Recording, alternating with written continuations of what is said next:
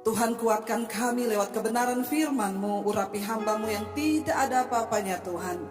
Berbicara bagi setiap kami, Roh Kudus, Engkau memateraikan setiap firman Tuhan yang kami dengar. Di dalam nama Tuhan Yesus, yang percaya Tuhan ada di tengah kita, memberkati kita. Katakan bersama, amin. Tepuk tangan buat Tuhan Yesus. Iya, Shalom. Bagaimana kabarnya hari ini?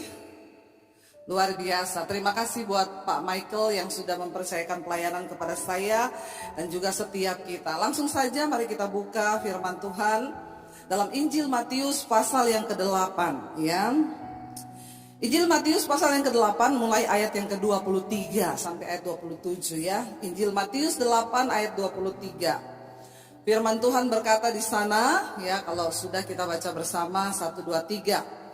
Lalu Yesus naik ke dalam perahu dan murid-muridnya pun mengikutinya ya. Lalu sekonyong-konyong mengamuklah angin ribut di danau itu sehingga perahu itu ditimbus gelombang. Tetapi Yesus tidur, maka datanglah murid-muridnya membangunkan dia, katanya, "Tuhan, tolonglah, kita binasa." Ia berkata kepada mereka, "Mengapa kamu takut, kamu yang kurang percaya?" Lalu bangunlah Yesus menghardik angin dan danau itu, maka danau itu menjadi teduh sekali. Dan heranlah orang-orang itu, katanya, "Orang apakah dia ini sehingga angin dan danau pun taat kepadanya?" Iya, Bapak Ibu ya, Injil Matius pasal yang ke-8, di sini Yesus ya sedang menghardik angin yang datang, badai yang datang. Kalau kita lihat Injil Matius pasal yang ke-8 ini berbicara tentang bagaimana Yesus mulai melakukan banyak mujizat ya. Murid-murid pun mulai mengikuti dia ya, dan kalau kita lihat di perikop yang sebelumnya ini, di sana ada tentang hal mengikuti Yesus. Injil Matius pasal yang ke-8, kalau kita lihat di sana Yesus sudah melakukan sebuah mujizat di mana dia menyembuhkan seorang yang sakit kusta. Di depan para murid-muridnya mereka melihat Yesus melakukan mujizat. Pada zaman itu orang sakit kusta itu tidak ada obatnya. Dan sakit kusta itu sama dengan orang yang terkutuk karena memang gak bisa sembuh. Tetapi di depan semua orang, di depan para murid, Yesus melakukan mujizat. Untuk pertama kalinya ada orang kusta itu disembuhkan. Mereka melihat dengan mata sendiri, wow, ya ini bukan orang sembarangan. Yesus melakukan mujizat, orang kusta disembuhkan.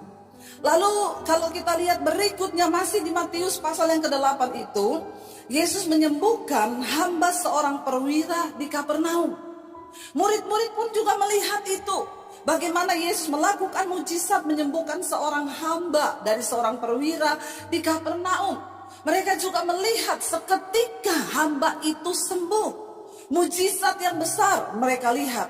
Masih di Injil Matius pasal yang ke-8, di sana dikisahkan bagaimana Yesus menyembuhkan ibu mertua Petrus. Mata mereka melihat sendiri. Yesus menyembuhkan ibu mertua dari Petrus. Ini berjejer mujizat, mujizat, mujizat, mujizat. Tuhan izinkan terjadi. Lalu akhirnya dikatakan mereka mulai tertarik untuk mengikuti Yesus. Banyak orang melihat mujizat, lalu mereka tertarik ikuti Yesus. Bukankah hari-hari ini juga banyak orang Kristen yang hanya mencari mujizat? Dan mereka tertarik ikuti Yesus karena banyak mujizat. Tetapi perhatikan ketika itu dikatakan tadi di sana, kita lihat Injil Matius pasal yang ke-23, lalu Yesus naik ke dalam perahu dan apa dikatakan murid-muridnya pun mengikut Yesus. Saudara, makna yang pertama dari pasal ini yang kita baca tadi artinya apa? Kalau kita mengikuti Yesus, jangan pikir semua ya akan baik-baik saja. Kalau kita ikut Yesus, jangan berpikir tidak akan ada badai di hidup kita. Kenapa banyak orang Kristen tersesat? Karena dia pikir waktu ikut Yesus semua enak, utang lunas. Ya, cicilan gak ada lagi. Dia berpikir waktu ikut Yesus tidak sakit. Dia pikir kalau dia sudah melayani maka semuanya menjadi enak. Alkitab berkata Yesus naik ke dalam satu perahu dan murid-murid mengikuti dia. Lalu dikatakan di sana apa? Baca bersama, sekonyong-konyong. Apa artinya sekonyong-konyong? Tiba-tiba. Dalam hidup ini ketika kita berjalan bersama Tuhan, banyak hal yang akan terjadi secara tiba-tiba. Kita nggak tahu. Kita semua pasti berharap hidup ini baik-baik saja kan? Ya, tidak ada yang berharap akan datang badai menerpa. Kita semua pengen rumah tangga baik, bisnis baik, semua. Pokoknya apa yang kita lakukan baik. Saya kemarin kaget mendengar berita dari seorang teman, suaminya meninggal. Kenapa saya syok Bapak Ibu? Karena ibu ini dia baru berkata selama ini berapa bulan terakhir nih suaminya tugas di luar kota. Lalu dia ngobrol dengan saya coba bertanya, Bu, ya ibu gak kangen toh hidup bareng-bareng dengan suami? Iya Bu, suami saya sudah ngomong dia akan selesaikan pekerjaan terakhirnya. Dan mungkin bulan depan dia sudah bisa kumpul bersama-sama dengan keluarga. Seminggu terakhir suaminya itu rasa kayak sakit asam lambung. Dia mengeluh kepada istrinya, saya kok akhir-akhir ini sering asam lambung. Di dada tuh ndak enak. Lalu beberapa hari yang lalu dia rasa benar-benar sudah tidak enak. Anaknya berangkat ke kota itu untuk jemput dia, dibawa. Dia bilang berapa minggu lalu istrinya ke sana. Istrinya bilang kita kontrol ya. Dia bilang iya, saya selesaikan dulu pekerjaan ini. Minggu depan kita ke Singapura untuk kontrol. Kemarin itu beberapa hari lalu dia merasa tidak enak. Akhirnya anaknya harus pergi jemput dia. Dibawa ke Jakarta, hanya 1 malam masuk rumah sakit Siloam. Besoknya dia berpulang ke pangkuan Bapa. Saya syok karena baru beberapa waktu lalu saya ngobrol dengan ibu ini. Dan dia berkata doakan Bu Debbie. Ya, bulan depan semua sudah beres. Suami akhirnya bisa balik dan kami tinggal bersama-sama. Masih muda. Saya berkata kemarin saya telepon dia nangis. Bu, suamiku sudah dipanggil Tuhan. Tidak ada seorang pun yang tahu di hidup ini akan datang apa dan akan terjadi apa. Tapi saya bilang kepada ibu itu, kuatkan hatimu Bu. Itu yang terbaik. Tuhan tahu suamimu gak usah bikin repot orang sakit. Dia juga tidak usah dirawat. Tuhan panggil, ya tiba-tiba begitu. Tapi kenapa begitu cepat Ibu? Mereka bahkan sudah punya rencana untuk bulan depan akan berkumpul bersama-sama. Coba kita lihat di dalam Pengkhotbah pasal yang ke-9. Hidup ini tidak ada yang tahu ya. Karena itu Pengkhotbah 9 ayat 12 berkata begini Bapak Ibu. Pengkhotbah pasal yang ke-9 ayat 12 berkata begini, kita baca sama-sama 1, 2, 3. Karena manusia tidak mengetahui waktunya, seperti ikan yang tertangkap dalam jala yang mencelakakan, dan seperti burung yang tertangkap dalam jerat, begitulah anak-anak manusia terjerat pada waktu yang malang. Kalau hal itu menimpa mereka secara tiba-tiba. Kenapa kita harus memiliki hubungan yang dekat dengan Tuhan?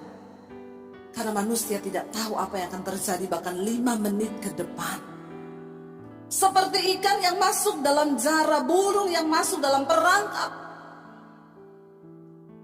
Ketika hari malang itu datang, kita bahkan gak bisa bilang tidak. Waktu murid-murid mengikuti Yesus masuk ke dalam perahu, dikatakan sekonyong-konyong, bertiuplah angin yang kencang. Lalu badai itu datang menghantam perahu mereka sehingga hampir tenggelam. Bapak Ibu, seringkali Tuhan akan menghardik dan mendiamkan badai, menenangkan badai, tapi seringkali Dia tidak hardik badai supaya kita bisa belajar tentang arti ketenangan. Amin. Tidak selamanya Tuhan akan menenangkan badai. Tapi mari kita percaya ketika Tuhan ada dalam hidup kita, apapun yang terjadi, seringkali badai itu tidak dihardik, tapi Dia mau kita belajar tenang dan mempercayai Dia dengan segenap hati. Amin, Bapak Ibu. Saya bilang kepada ibu itu, Bu, saya tahu itu menyakitkan. Betapa menyedihkan tiba-tiba kehilangan suami. Bahkan saya sempat berpikir, aduh, kalau itu terjadi kepada saya. Loh, benar kan Bapak Ibu? Semua kan bisa menimpa siapapun.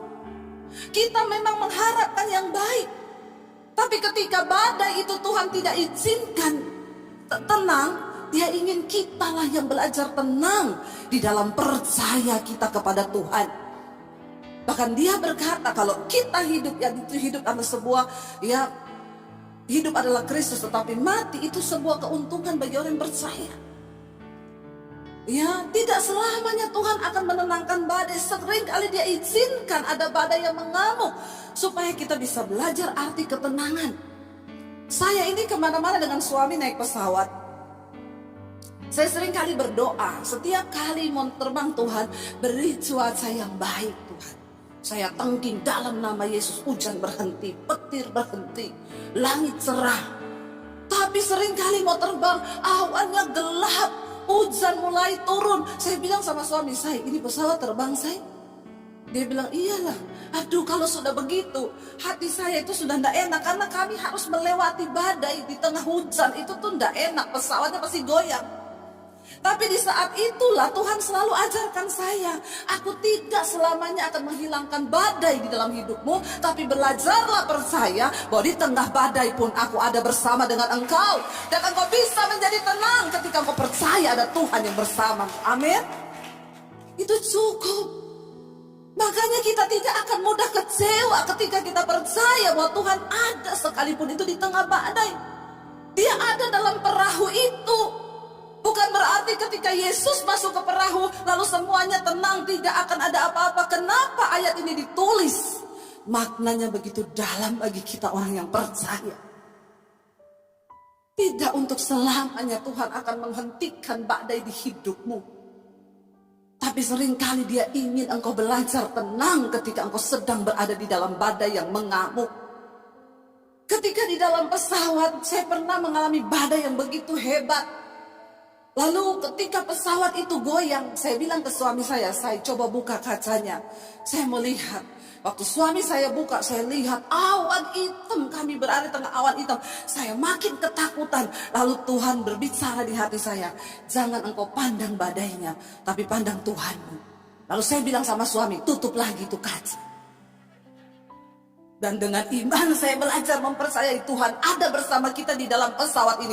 Bahkan kalaupun memang sudah waktunya aku mati, aku percaya Tuhan, aku bersama dengan engkau. Udah, saya jadi tenang, bisa tidur walaupun goyang-goyang, biarin goyang saja. Amin. Jangan lihat badai itu, jangan fokusmu kepada badai. Kalau murid-murid waktu itu fokus kepada Tuhan, mereka nggak akan takut. Tenang, ada Yesus di perahu ini. Kita tidak mungkin ngapa-ngapa. Tidak mungkin. Percaya bahwa Tuhan akan memberikan pertolongan. Ingat Bapak Ibu, mengiring Tuhan itu tidak selamanya enak. Ya, kemarin saya sampaikan firman di seminar hamba Tuhan. Saya bilang, kalau ada hamba Tuhan yang hari ini belum diproses, saya berdoa supaya engkau diproses Tuhan. Semakin berat prosesmu itu semakin bagus. Amin. Karena menghasilkan iman yang teguh. Ya, jangan mau jadi Kristen yang gampangan. Ada badai ditengking. Ya, ada mendung ditengking. Saya belajar. Ya, jangan cuma dengar khotbah-khotbah yang menyenangkan telinga. Ya, saya belajar banget itu. Jadi sekarang kalau mau terbang kemana-mana, saya udah gak peduli lagi dengan langit. Karena saya tahu Tuhan berkuasa atas langit. Dia berkuasa atas mendung. Dia berkuasa atas hujan. Dia berkuasa atas petir. Dan hidupku adalah milikmu Tuhan. Itu cukup. Kenapa kita menjadi takut dan khawatir? Karena kita memikirkan hal-hal yang lebih tinggi daripada apa yang patut kita pikirkan. Ayat ini berkata di dalam pengkhotbah tadi, Manusia itu nggak tahu apa-apa. Dan semua bisa datang secara tiba-tiba, sekonyong-konyong. Badai bisa mengamuk. Mungkin hari ini engkau sedang berada di dalam badai. Anakmu yang tidak bertobat. Ya, semua orang punya salib. Kita semua punya persoalan. Makanya kalau ada yang datang sama saya, Bu, saya ada masalah. Puji Tuhan masih hidup, Bu. Loh, tanda orang hidup itu berarti masih ada masalah. Kalau sudah mati, sudah tidak ada masalah. Jadi kalau ada masalah bilang, terima kasih Tuhan, berarti aku masih hidup. Amin. Ya, ada masalah, enggak apa-apa. Ada yang datang, Bu, saya divonis dokter, umur saya tinggal 6 bulan. Puji Tuhan, masih lama. Loh, 6 bulan tuh masih lama loh. Saya bilang, Bu, ada yang tidak divonis, Bu. Tidak divonis apa-apa sama dokter. Dia rasa sehat, besok mati, Bu. Kalau engkau divonis dokter tinggal 6 bulan hidupmu, kan masih lama, Bu. Masih bisa siap-siap. Masih bisa pilih baju untuk di peti yang ada renda-renda atau apa, ya toh? Bener enggak? Ya, inilah hidup. Semua orang juga pasti mati. Kalau dokter masih beri engkau peringatan tinggal 6 bulan, itu masih lama, Bu. Bahkan Tuhan pun masih sanggup mengubah keputusan dokter. Ibu tahu yang tidak divonis dokter banyak, Bu, tiba-tiba mati. Tiba-tiba. Loh, teman saya itu loh ngomong ke suaminya, apa? Aku turun dulu siapin sarapan. Paling 30 menit selesai, aku naik tak panggil ya. Suaminya bilang iya. Suaminya pegang HP. Dia turun 30 menit dia naik. Suaminya udah meninggal di tempat tidur. Nggak divonis dokter. Nggak sakit. Nggak apa-apa. 30 menit tok. Istrinya telepon saya nangis, Bu. Astaga, Bu. Kalau saya tahu cuma 30 menit, bos saya nggak usah masak. Nah, masalahnya kan kita nggak tahu. Ibu jangan merasa bersalah. Saya menyesal, Bu, kenapa saya tidak melihat akhir hidupnya. Saya bilang itu yang terbaik. Kalau engkau lihat malah itu jadi kenangan yang tidak baik. Tuhan sudah tahu itu. Semua datang sekonyong-konyong. Lah kalau engkau tahu suamimu akan mati 30 menit lagi, pasti kau bawa dia ke rumah sakit. Masalahnya kita tidak tahu. Kenapa kita ini tidak boleh jadi orang sombong? Hidup andalkan Tuhan. Saya tuh kadang marah sekali melihat jemaat yang hidup dalam kesombongan, terus bersinah, bikin dosa, seolah-olah itu hidup nyawa dia yang pegang. Tobat, Bapak Ibu. Engkau gak pernah ngerti sampai kapan Tuhan kasih engkau batasan waktu hidup. Hidup sungguh-sungguh dalam kekudusan. Hargai setiap detik yang Tuhan berikan. Sebab nafas itu adalah anugerah dari Tuhan. Amin. Kenapa saya itu selalu mau, Tuhan, saya mau pelayanan. Saya tuh kemarin sebenarnya gak mau terima jadwal pelayanan. Aduh, pikir saya, ya saya datang dari hari Kamis, ya Jumat 3 kali khotbah. Lalu kemarin itu lagi ada pelayanan harus naik ke Prigen jauh.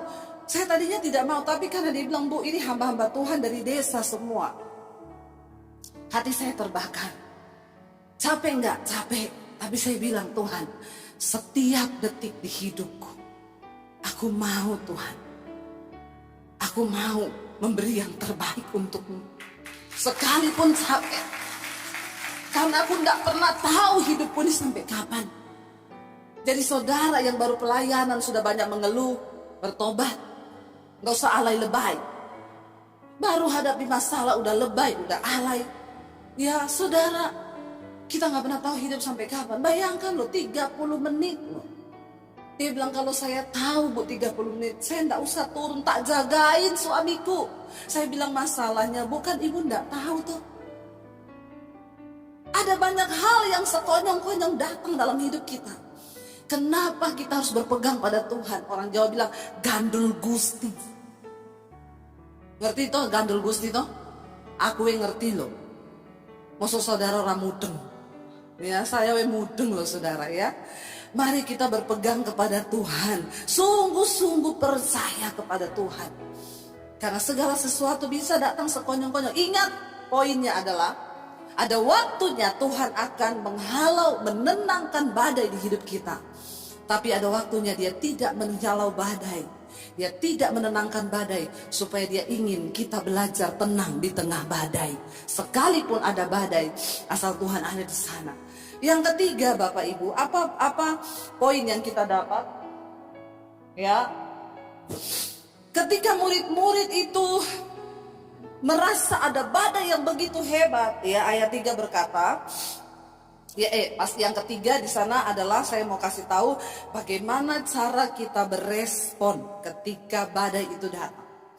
Badai tidak mungkin tidak ada di hidup kita.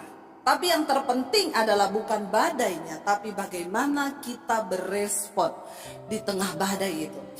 Murid-murid berkata, ya, Tuhan, tolonglah kita ini binasa, ya. Ya, saudara bisa bayangkan murid-murid ini lagi bersama dengan Yesus di dalam perahu. Lalu mereka bilang, Tuhan tolong kita binasa. Kalau kita binasa itu berarti kan termasuk Yesus enggak? Iya, mereka pikir kalau perahu tenggelam Yesus juga akan binasa bersama-sama dengan mereka.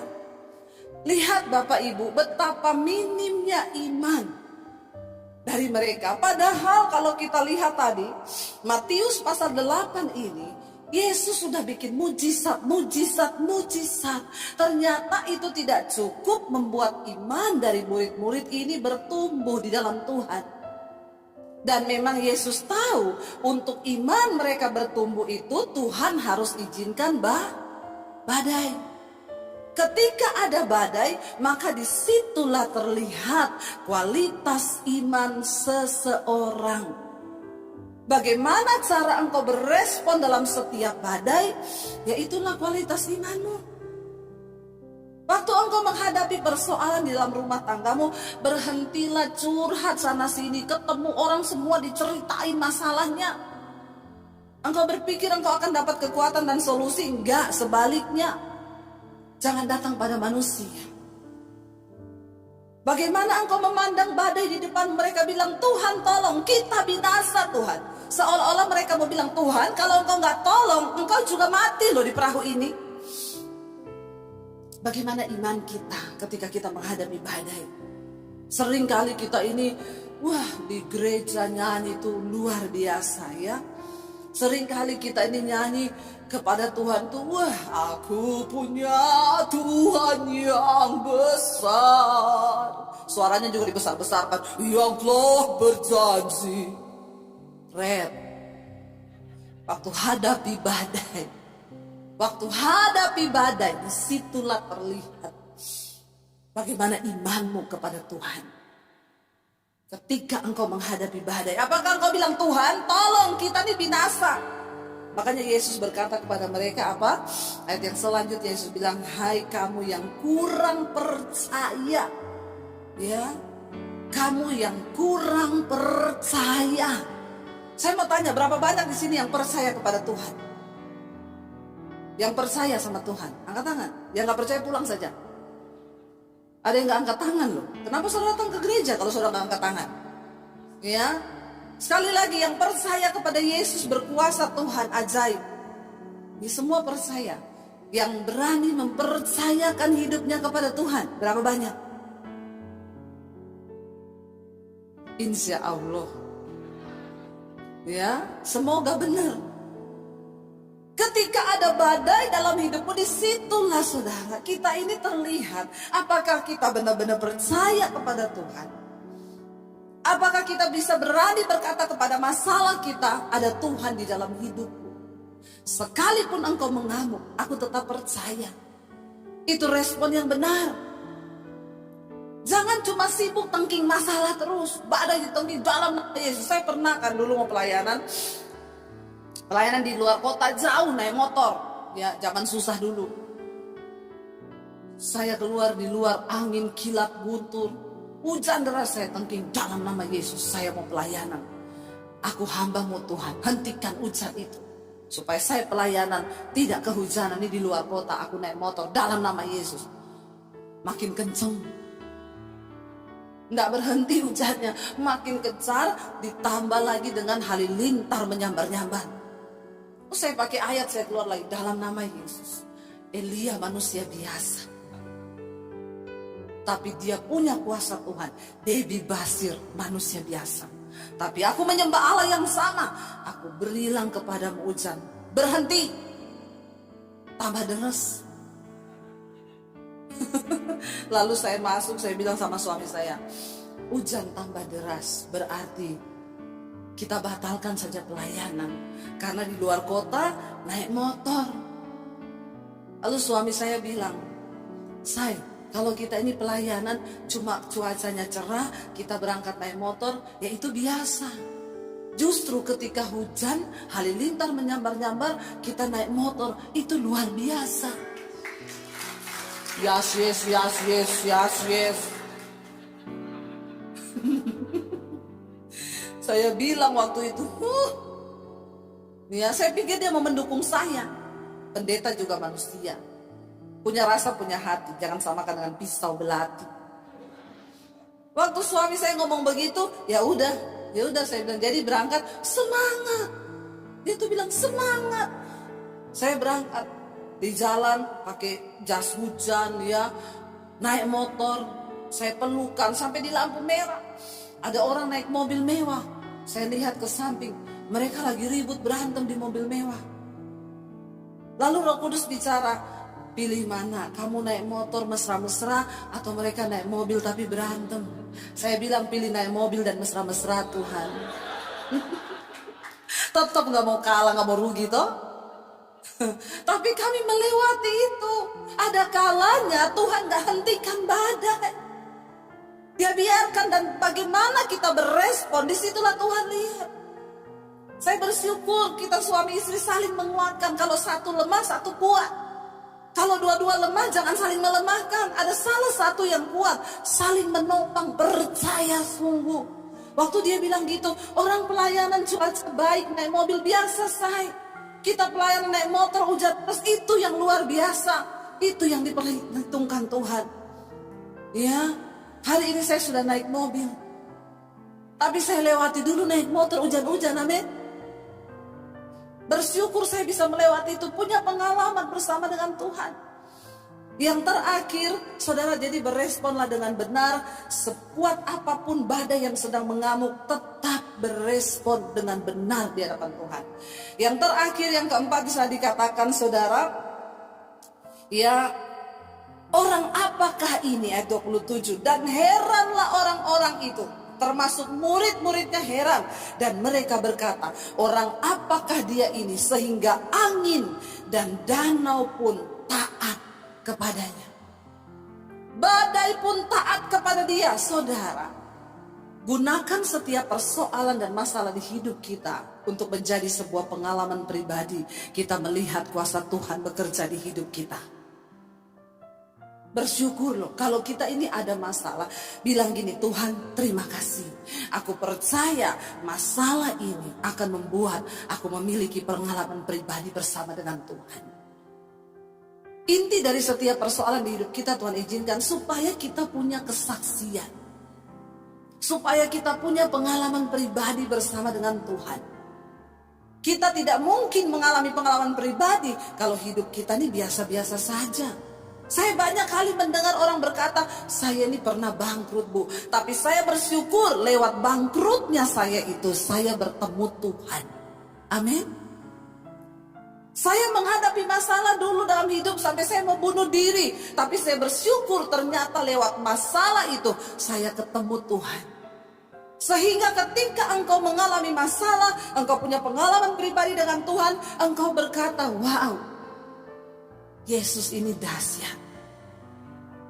Siapakah dia? Sampai badai masalah di hidupku pun, ya, dia sanggup selesaikan. Kita perlu pengalaman pribadi supaya apa Bapak Ibu? Kita tidak tergoyahkan oleh angin-angin pengajaran hari-hari ini. Saya percaya sampai hari ini Yesus Tuhan itu juru selamat. Saudara percaya Yesus juru selamat? Ya, jangan dengarkan pengajaran lain yang berkata bahwa Yesus bukan juru selamat. Nama Yesus, tidak ada nama di bawah kolong langit ini yang kepadanya diberikan kuasa. Bahkan setan pun taat kepada nama Yesus. Saya punya pengalaman pribadi dengan Tuhan. Makanya saya tidak mudah digoyangkan iman saya. Saya percaya kepada Yesus. Waktu saya sedang bertanya, siapa engkau Tuhan yang sesungguhnya di dunia ini yang menciptakan saya? Tunjukkan dirimu kepada saya, maka aku akan percaya kepadamu sebelum aku mati bunuh diri malam ini. Tiba-tiba Roh Kudus jamah saya. Saya cuma menangis sambil mulut ini mengucapkan nama Yesus terus. Yesus, Yesus, Yesus.